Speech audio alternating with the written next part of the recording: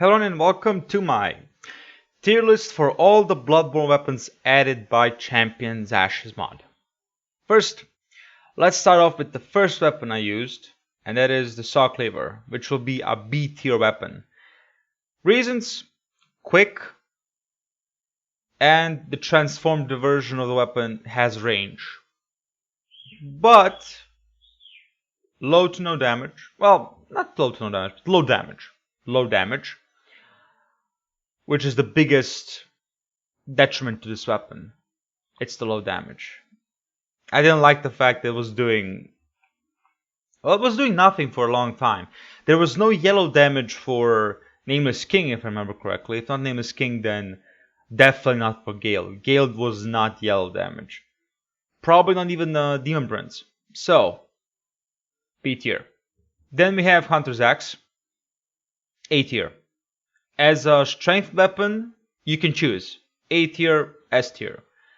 I'm going A tier just because I'm biased against axes. So even I'm so biased that even the Black Knight Great Axe, which is arguably the best weapon in the game, I would not use it. I use it only for one reason. That was when I did my New Game Plus 7 Calamity playthrough. Would I use this weapon? Depends. Honestly, I will have to again see which weapon is faster, because I do prefer mobility of the weapon. Of course, the damage is the most important thing, but I do want a faster weapon when it comes to doing challenges. So either way, the weapon S tier or A tier, the damage is great, the scaling is great, the moveset is good. The transformed moveset can be wonky a little bit, but the untransformed one is good. Then we have the Whirligig Saw, A tier. What is there to say? Great damage. Moveset, could be better, could be worse, but the damage saves it. The Whirligig Saw is all about the damage, in my opinion. That's what saves this. Doing 500 damage in New Game Plus 2 is just amazing. I love it. It killed bosses left and right. There was no issues. And even going one-handed or untransformed, it did well against any boss. It's relatively fast in the untransformed version.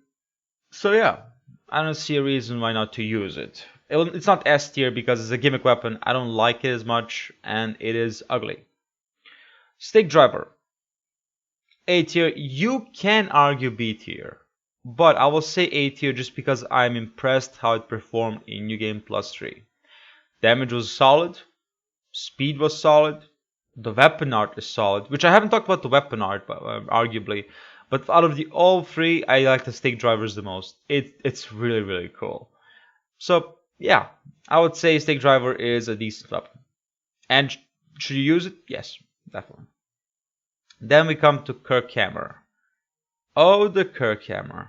I love it. Kirkhammer, 100% love it. I recommend it. Do it. If you want to do a first playthrough with these weapons, Kirkhammer should be your first weapon.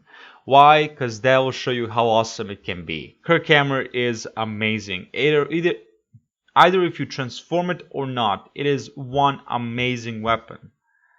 As scaling in strength, so you will have at least 500 damage by the end of it, and I do mean damage, not the whole AR thing. It's just amazing. It is just amazing. Next one we get Ludwig's Holy Blade. I mean, you saw my playthrough. Well, you're gonna see my playthrough. At least 600 damage. It is just amazing. It destroyed everything. There was nothing Ludwig's Holy Blade could not do.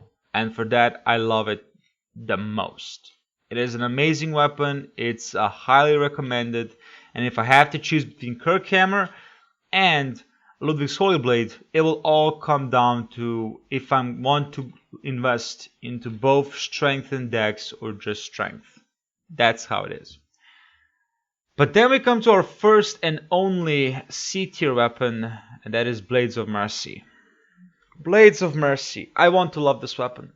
Considering the fact that these are basically we basically have 5 strength weapons. although one of them is quality. Blades of Mercy. They excel. They are great against bosses who are large, who you can spam the attacks and not have to worry much about retaliation because it takes time for them to retaliate. But where this weapon falls horribly, and I do mean horribly, it's in the small bosses. And by small bosses, I mean Gravetender, Frida, Half-Light. In those three bosses, this weapon is a piece of shit. That's it, it's a piece of shit. And if you're wondering why, well, first of all, the damage is horrible. The damage, it's a dagger, or they are daggers, so it is horrible. The parrying isn't even that great, so there's that. And then we have the range, the biggest killer for this weapon. If you fight Half-Light, and he is doing the whole, weapon art, preparing to attack, you're done. You cannot approach him. That's how bad it is. You cannot approach him. So yeah, this weapon, C tier. If there's one weapon I hate from all of these, this is it. I'm more disappointed than I hatred, but yeah, I don't like it. Now, the Rakuyo. It's a battle between B and A, but I want to be generous and give it A. I really want to be generous and give it A. But at the same time, the weapon is not that great damage-wise. Movement set-wise, it's not that great. The weapon art is cool, but nothing we haven't seen before. But at the same time, it is a tough one. As the only dex weapon that is even viable, I have to give it A, but only because it's the only viable dex weapon.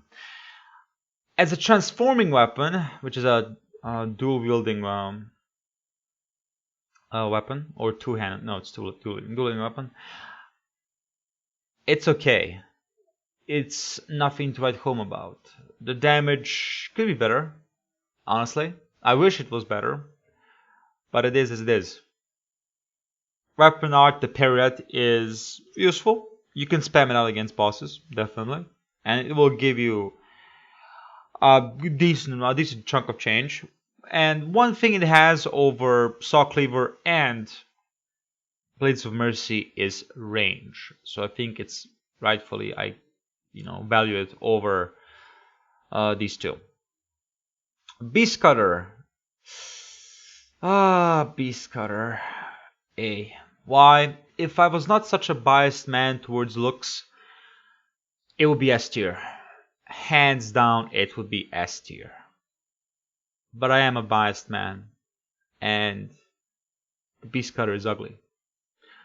It's a machete or a club, depends how you look at it, and by all means, it's ugly. I don't like it. Damage is good. S tier again, S scaling in strength. It's a good weapon. It's an amazing weapon. It killed a lot of bosses very quickly. But it's just so ugly. So yeah, that's all I can say about that. But then we have the cream of the crop, in my opinion. The Holy Moonlight Blade. My favorite weapon now of Dark Souls 3, because it has been added to the game, or the mod. It's just amazing. I'm praising this weapon so much in my playthrough of it. It basically, all the props to the developers, all the props to the design, everyone, all the props. It's a beautiful weapon. It's a great damage weapon. The only grievance I have with it is the C scaling in int. And it's only compensated by the fact that it has great base damage. That is it. It's a shit scaling weapon. Complete dog shit. C scaling and intelligence is nothing to write home about for a magic weapon. That's actually horrible. But because it has such high base damage, that C scaling becomes non-relevant. Because with 40 intelligence, you're still gonna have a good time. So that's my tier list for the Bloodborne weapons. Let me know in the comments if you agree, if you disagree. Let me know if you think I maybe am a little bit too biased, which I do agree. I am biased against looks. Maybe a lot of these weapons should be S tier, because they are amazing. These are hands down amazing weapons. If I wouldn't have a problem doing a playthrough with any of these. Granted, none of them I do like truly hate. I would never pick them up. Even Blades of Mercy, I would pick up. But honestly, now that I know the problems of it, I probably would pair them with a gun, just so that I don't have those issues anymore. I hope you enjoyed the video. If you did, please leave a like, subscribe, leave a comment. I greatly appreciate the support. Goodbye.